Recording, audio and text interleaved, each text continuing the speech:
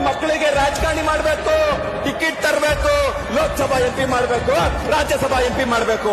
ಆದ್ರೆ ಇಲ್ಲಿರ್ತಕ್ಕಂಥ ಬಡವರು ವಿದ್ಯಾರ್ಥಿಗಳ ಬಗ್ಗೆ ನಿಮ್ಗೆ ಕಿಂಚಿತ್ ನಾಚಿಕೆ ಮಾರ ಮರ್ಯಾದೆ ಇಲ್ಲಿರ್ತಾರ ನಮ್ಮನ್ನ ವರ್ತಿಸ್ತಾ ಇದ್ದೀರಿ.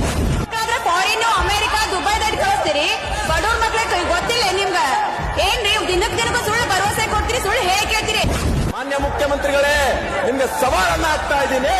ತಾಕತ್ತಿದ್ರೆ, ನಿಮಗ್ ತಾಕತ್ತನ್ನದಿದ್ರೆ, ದಮ್ಮಿದ್ರೆ ಪ್ರಪಂಚದಲ್ಲಿ ಮತ್ತೊಂದು ನೇಪಾಳವನ್ನ ಸೃಷ್ಟಿ ಮಾಡಬೇಡಿ.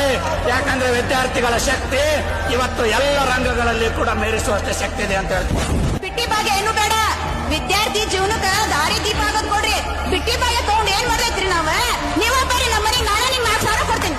ನಮ್ಮನೆ ಬಂದ್ ಕುಂಡ್ರ 4 ಸಾವಿರ ಆಗಿದ್ದೆ ನಿಮ್ಗೆ ನೋಡೋಣ.